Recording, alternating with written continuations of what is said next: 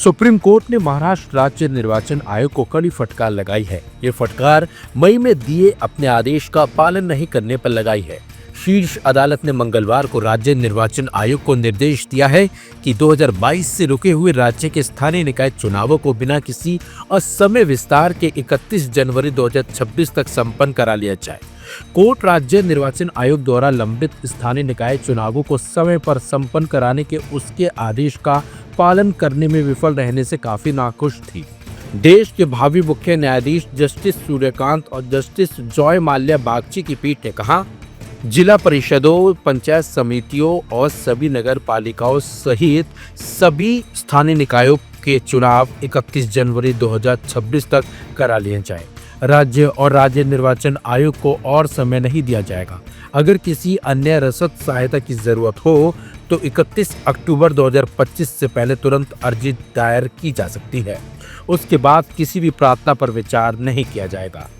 महाराष्ट्र सरकार और राज्य निर्वाचन आयोग के वकील ने कहा कि परिसीमन प्रक्रिया जारी है और उन्होंने समय सीमा बढ़ाने का अनुरोध किया। इस पर पीठ ने कहा, आपकी निष्क्रियता अक्षमता को दर्शाती है। ये मुद्दे आपको तब भी पता थे जब हमने पहला आदेश पारित किया था।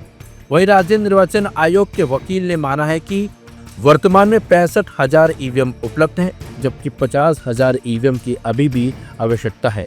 उनका ऑर्डर दे दिया गया है। याचिकाकर्ताओं ने दलील दिया है कि राज्य निर्वाचन आयोग निर्धारित 2 हफ्ते के अंदर चुनावों की अधिसूचना जारी करने में विफल रहा है और त्योहारों से लेकर कर्मचारियों की कमी तक के बहाने बताते हुए पूरी प्रक्रिया को दोबारा कर रहा है।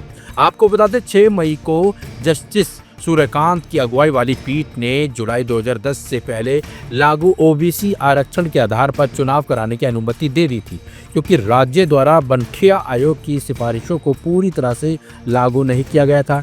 राज्य के अध्यादेश को चुनौती देने वाली याचिकाओं पर सुप्रीम कोर्ट के अगस्त 2022 की यथास्थिति आदेश के कारण कई स्थानीय निकायों में सालों से चुनाव नहीं हुए थे, जिसमें बंठिया आयोग की सिफारिश के आधार पर स्थानीय निकायों में 27% ओबीसी आरक्षण का प्रावधान किया गया था। इससे पहले पीठ को सूचित किया गया था कि नगर पालिकाओं का परिसीमन कार्य प्रगति पर है और राज्य निर्वाचन आयोग ने बोर्ड परीक्षाओं के कारण स्कूल परिसरों की अनुपलब्धता के अलावा अपर्याप्त ईवीएम सहित अन्य आधारों पर समय सीमा बढ़ाने का अनुरोध किया है। इस पर जस्टिस सूर्यकांत ने कहा, क्या आप ये चुनाव पहली बार करा रहे हैं? यह बात आपको उस समय भी पता थी जब हमने पहला आदेश पारित किया था। आपकी निष्क्रियता दर्शाती है कि आप अक्षम हैं। सबसे पहले परिसीमन कोई वैध कारण नहीं है। आपको चुनाव रोकना चाहिए। जस्टिस सूर्यकांत और जस्टिस जॉय माल्या बागची की पीठ ने राज्य निर्वाचन आयोग पर नाराजगी जाहिर करते हुए कहा कि इस कोर्ट ने 6 मई को आपको 4 महीने का समय दिया था और अब आप समय सीमा खत्म होने के 10 दिन बाद और समय मांगने के लिए नया बहाना बना रहे हैं।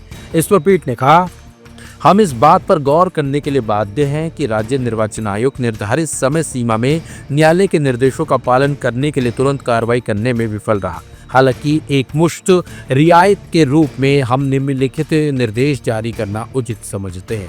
साथ ही साथ कोर्ट ने कहा कि लंबित परिसीमन हर हाल में 31 अक्टूबर 2025 तक पूरा किया जाए। इसके बाद कोई और समय सीमा नहीं दी जाएगी। परिसीमन प्रक्रिया चुनाव स्थगित करने का आधार नहीं होगी। कोर्ट ने आगामी बोर्ड परीक्षाओं के कारण स्कूल परिसर उपलब्ध न होने के आधार पर चुनाव स्थगित करने की अर्जी खारिज कर दी है और कहा है कि परीक्षाएं अगले साल मार्च में होंगी। पीठ ने निर्देश दिया है कि महाराष्ट्र के मुख्य सचिव आवश्यकता अनुसार चुनाव अधिकारियों और अन्य सहायक कर्मचारियों के कर्तव्यों का पालन करने के लिए आवश्यक कर्मचारियों को तुरंत तैनात करें। पीठ ने कहा कि अगर आवश्यक हो तो मुख्य सचिव अन्य विभागों के सचिवों के परामर्श से निर्वाचन आयोग द्वारा अनुरोध किए जाने के 4 हफ्ते के अंदर आवश्यक कर्मचारी उपलब्ध कराएंगे। पीठ ने आदेश दिया है कि आवश्यक ईवीएम की उपलब्धता के संबंध में हम राज्य निर्वाचन आयोग को आवश्यक व्यवस्था करने और 30 नवंबर 2025 तक ईवीएम की उपलब्धता के संबंध में अनुपालन हलफनामा दाखिल करने का निर्देश देते हैं। पीठ महाराष्ट्र में लंबित निकाय चुनावों से संबंधित याचिकाओं पर सुनवाई कर रही थी। इससे पहले शीर्ष अदालत ने मई में एक अंतरिम आदेश जारी कर 4 महीने यानी कि सितंबर तक चुनाव संपन्न कराने का निर्देश दिया था, लेकिन ऐसा नहीं हो सका। इस पर जस्टिस कांत भड़क उठे। उन्होंने राज्य के अधिकारियों को पहले दी गई समय सीमा की याद दिलाते हुए कहा, क्या चुनाव हो चुके हैं? आदेश में मई में पारित किया गया था चुनाव 4 महीने में होने थे, लेकिन ऐसा हुआ नहीं, जिस पर सुप्रीम कोर्ट भड़क उठा।